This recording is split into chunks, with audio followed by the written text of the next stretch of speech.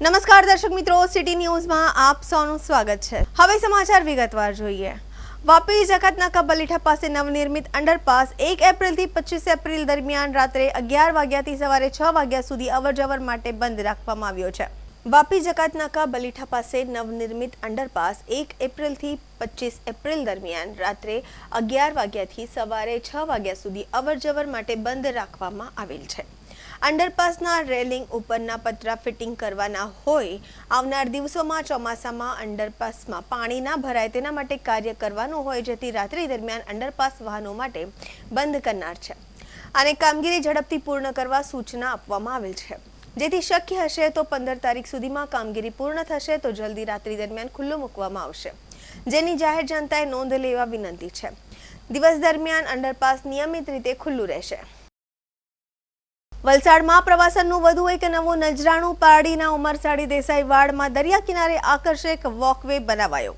વલસાડમાં પ્રવાસનનું વધુ એક નવું નજરાણું પારડીના ઉમરસાડી દેસાઈ વાડમાં દરિયા કિનારે આકર્ષક વોકવે બનાવાયો છે। નાના અને શહેરી વિકાસ મંત્રી કનુભાઈ દેસાઈ અને વલસાડ ડાંગના સાંસદ ધવલ પટેલના હસ્તે લોકાર્પણ। 11 કરોડના ખર્ચે અમદાવાદની સાબરમતી નદી પર બનાવેલ આઇકોનિક અટલ બ્રિજની પ્રકૃતિ સમાન વોકવે આકર્ષણનું કેન્દ્ર બન્યું છે। મોટી સંખ્યામાં લોકો દરિયા કિનારા અને બ્રિજ નિહાળવા આવી રહ્યા છે, મુલાકાત લેવા આવી રહ્યા છે। વોકવેના નિર્માણથી સ્થાનિકો માટે રોજગારીના નવા દ્વાર ખુલશે। સ્થાનિક માછીમારો અને નાગરિકોને દરિયા કિનારા સુધી જવા માટે પણ રાહત થશે। આપણા દેશના યશસ્વી વડાપ્રધાન માનનીય મોદીજીએ ગુજરાતના મુખ્યમંત્રી 2001માં થયા ત્યારથી ગુજરાતમાં વિકાસની રાજનીતિ ચલાવીને સમગ્ર ગુજરાતને એક વિકાસનું રોડ મોડેલ બનાવ્યું। અનેક કામકાજો થયા, રોડ, રસ્તા, ડ્રેનેજની સાથે સાથે આરોગ્યની સુવિધાઓ, આ બધી સુવિધાઓની સાથે સાથે લોકોના મનોરંજન માટે અનેકવિધ ટુરિઝમના કામો થયા અને એના અનુસંધાને જ આજે ઉમરસાડી ખાતે એક બ્રિજનું લોકાર્પણ કરવામાં આવ્યું, જેના લીધે 6 થી 7 કિલોમીટર લાંબા બીચનું એક લોકોને એક્સેસ મળ્યો અને સમગ્ર દક્ષિણ ગુજરાતના લોકો અહીંયા આવી રહ્યા છે। આજે સાંસદ શ્રી ધવલભાઈ અને અમારી પૂરી ટીમ સાથે જિલ્લા કલેક્ટર શ્રી અને એસપી સાહેબ સાથે ઓપનિંગ કર્યું। પ્રવાસનને કેટલો વેગ મળશે? પ્રવાસનને એકદમ વેગ મળશે। અમારા મોદી સાહેબ જ્યારે મુખ્યમંત્રી બન્યા અને પછી પ્રધાનમંત્રી બન્યા ત્યારે પૂરા દેશભરમાં જે આપણા ટુરિસ્ટ ડેસ્ટિનેશન છે એમાં ખાસ ફોકસ કરીને એમનું ઇન્ફ્રાસ્ટ્રક્ચર કઈ રીતના આપણે ડેવલપ કરી શકીએ એના માટે મોદી સાહેબે ખાસ કરીને દેખો ભારત અભિયાન ચલાવ્યું અને એનામાં આપણા જેટલું પણ કેન્દ્ર સરકાર હોય કે રાજ્ય સરકાર હોય એમાં મદદ કરીને ટુરિઝમ સેક્ટર કઈ રીતના ડેવલપ થાય એના માટે મદદ કરીને આ જે આપણા અમદાવાદમાં સાબરમતી નદી કાંઠે જે અટલ બ્રિજનું નિર્માણ થયું હતું અને લોકોનું કેન્દ્રનું આકર્ષણ બન્યું હતું, એવું જ આકર્ષણ જે આપણા ઉમરસાડી દરિયાકાંઠે આટલો ભવ્ય બ્રિજ બન્યો છે એ પણ ઇન્સ્ટાગ્રામ અને યુથમાં એક આકર્ષણનું કેન્દ્ર બન્યું છે। પૂરા ગુજરાતભરથી લોકો અહીંયા આવી રહ્યા છે, અહીંયા પિકનિક મનાવી રહ્યા છે। એ બતાવે છે કે પ્રવાસન ધામમાં આપણે અગર સારું ફોકસ કરીએ તો લોકો સામેથી આવશે અને આ જ રીતે અમારા વલસાડ જિલ્લામાં જેટલા પણ ટુરિસ્ટ ડેસ્ટિનેશન છે એને સારામાં સારી તમે વિકસાવશો। વાપીમાં ભવ્ય રામનવમી શોભાયાત્રા નીકળી। યોગી આદિત્યનાથ જેવા સાધુ આકર્ષણનું કેન્દ્ર બન્યો। વાપીમાં ભવ્ય રામનવમી શોભાયાત્રા આદિત્યનાથ જેવો સાધુ આકર્ષણનો કેન્દ્ર બન્યો છે। રામનવમીના શુભ પ્રસંગે વાપીમાં ભગવાન રામને સમર્પિત એક ભવ્ય શોભાયાત્રા કાઢવામાં આવી હતી, જેમાં હજારો ભક્તોએ ખૂબ જ ઉત્સાહ સાથે ભાગ લીધો હતો। સમગ્ર શહેરમાં ભક્તિ અને શ્રદ્ધાનું વાતાવરણ છવાઈ ગયું હતું। આ વર્ષે શોભાયાત્રાનું મુખ્ય આકર્ષણ ઉત્તર પ્રદેશના મુખ્યમંત્રી યોગી આદિત્યનાથ જેવા જ એક સાધુ હતા। તેમની એક ઝલક જોવા અને તેમની સાથે સેલ્ફી લેવા માટે મોટી ભીડ એકઠી થઈ હતી। શહેરના મુખ્ય માર્ગો પર ફરતા શોભાયાત્રાનું માર્ગ પર વિવિધ સ્થળોએ ભવ્ય સ્વાગત કરવામાં આવ્યું હતું, જ્યાં તેના પર ફૂલોનો વરસાદ કરવામાં આવ્યો હતો। ભગવા પાઘડી પહેરેલા અને ધ્વજ ધારણ કરેલા ભક્તો જય શ્રી રામના નારા લગાવતા જોવા મળ્યા હતા, જેનાથી સમગ્ર વિસ્તારમાં આધ્યાત્મિક વાતાવરણ સર્જાયું હતું। દરમિયાન વલસાડ જિલ્લા પોલીસના જણાવ્યા અનુસાર વાપીમાં 2 મોટી શોભાયાત્રા કાઢવામાં આવી હતી। પોલીસ અધિકારી યુવરાજસિંહ જડેજાએ જણાવ્યું હતું કે પોલીસ દળ ઉપરાંત હિન્દુ અને મુસ્લિમ બંને સમુદાયના અગ્રણી નેતાઓએ શાંતિપૂર્ણ કાર્યક્રમ રહે તે માટે પ્રશંસનીય સહયોગ આપ્યો હતો। દિલ્હીથી શોભાયાત્રામાં જોડાવા માટે પહોંચેલા યોગી વિજેન્દ્રનાથજી મહારાજ પણ ચર્ચાનો વિષય બન્યા હતા. તેમણે ટિપ્પણી કરી હતી કે યોગી આદિત્યનાથ આજે સમગ્ર રાષ્ટ્ર માટે એક પ્રતીક તરીકે ઉભરી આવ્યા છે અને વાપીમાં જોવા મળેલી વિશાળ ભીડ ભગવાન રામ પ્રત્યે ભક્તિની શક્તિનો પુરાવા છે. કોઈ પણ અનિચ્છનીય ઘટનાને રોકવા માટે પોલીસ દ્વારા કડક સુરક્ષા વ્યવસ્થા ગોઠવવામાં આવી હતી. શોભાયાત્રાના સમગ્ર રૂટ પર ડ્રોન કેમેરા અને સીસીટીવી સર્વેલન્સનો ઉપયોગ કરીને દેખરેખ રાખવામાં આવી હતી. મોડી રાત સુધી ચાલુ રહેલી શોભાયાત્રા શાંતિપૂર્ણ અને સુમેળભર્યા વાતાવરણમાં પૂર્ણ થઈ હતી.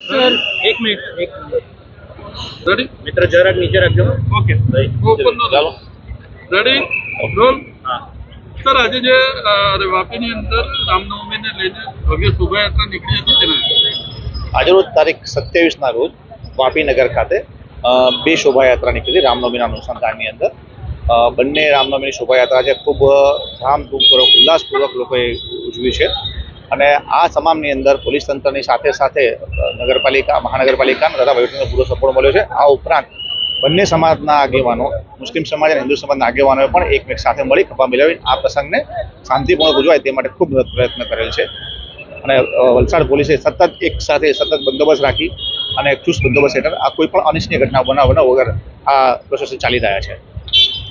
Thank you. भाई जैसे हर साल रामनवमी मनाई जाती है हमारे हिंदू भाई की तरफ से, तो इस साल भी रैली निकली बहुत अच्छी तरह से शांतिपूर्ण. डीएसपी साहब, एसपी साहब और राठौड़ साहब और जितने भी हमारे एलसीबी, एसओजी, जितने भी पीआई और जमादार साहब और उनके कार्यकर्ता आयोजक वाले का बहुत समर्थन मिला. मस्जिद के पास से रैली गई, शांतिपूर्ण निकल गई. भाई थोड़ा जो भी हर साल रहता है उसी तरह इस साल भी पब्लिक थी और बहुत शांति से हमारे वापी में जैसे गंगी अपनी तहजीब चलती है, वलसाड़ जिले में अमन और सुकून है, उसी तरह ये भाईचारे की मिसाल है कि सब जन अपना त्यौहार अपने हिसाब से मनाते हैं. हिंदू हो मुस्लिम हो, हर त्यौहार में एक दूसरे के साथ मिल के खड़े रहते हैं. बस यही गंगी जमनी तहजीब है और यही हमारा हिंदुस्तान की शान है और वलसाड़ जिले की शान है कि हमेशा वलसाड़ जिला अमन और सुकून का गहवारा रहा है.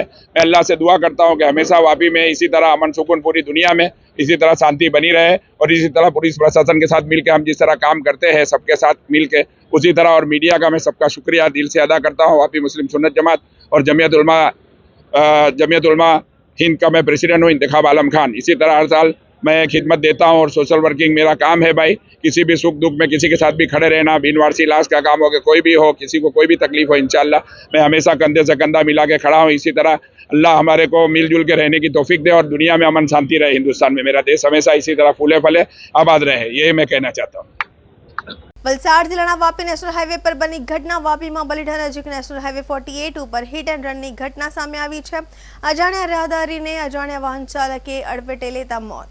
વલસાડ જિલ્લાના વાપી નેશનલ હાઈવે પર બની ઘટના. વાપીમાં બલીઠા નજીક નેશનલ હાઈવે 48 ઉપર હિટ એન્ડ રનની ઘટના સામે આવી છે. અજાણ્યા રાહદારીને અજાણ્યા વાહન ચાલકને અડફેટે લેતા મોત નીપજ્યું છે.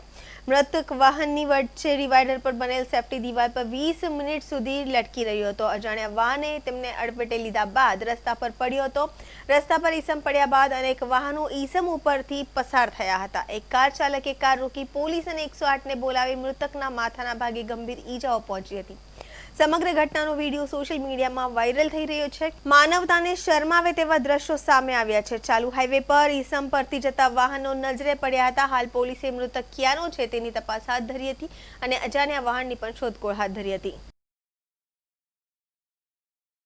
વાપીના ઇમરાનનગર વિસ્તારમાં લાગી આગ. ઇમરાનનગર વિસ્તારમાં આવેલ માર્કેટમાં લાગી આગ. વાપીના ઇમરાનનગર વિસ્તારમાં આગ લાગવાની ઘટના સામે આવી છે. ઇમરાનનગર વિસ્તારમાં આવેલ માર્કેટમાં આગ લાગી છે. કચરાના ઢગલામાં ભીષણ આગ લાગતા વિસ્તારમાં દોડધામ મચી જવા પામી હતી.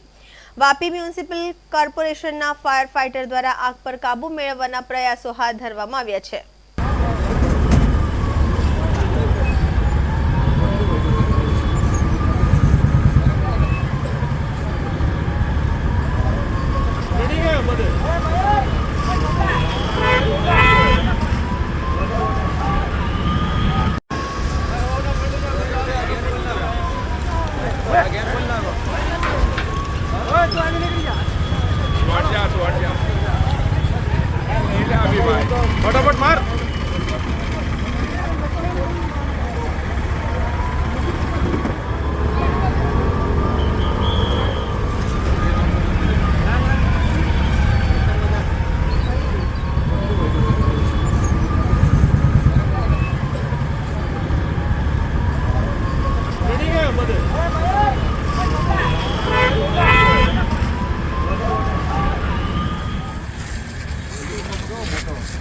તો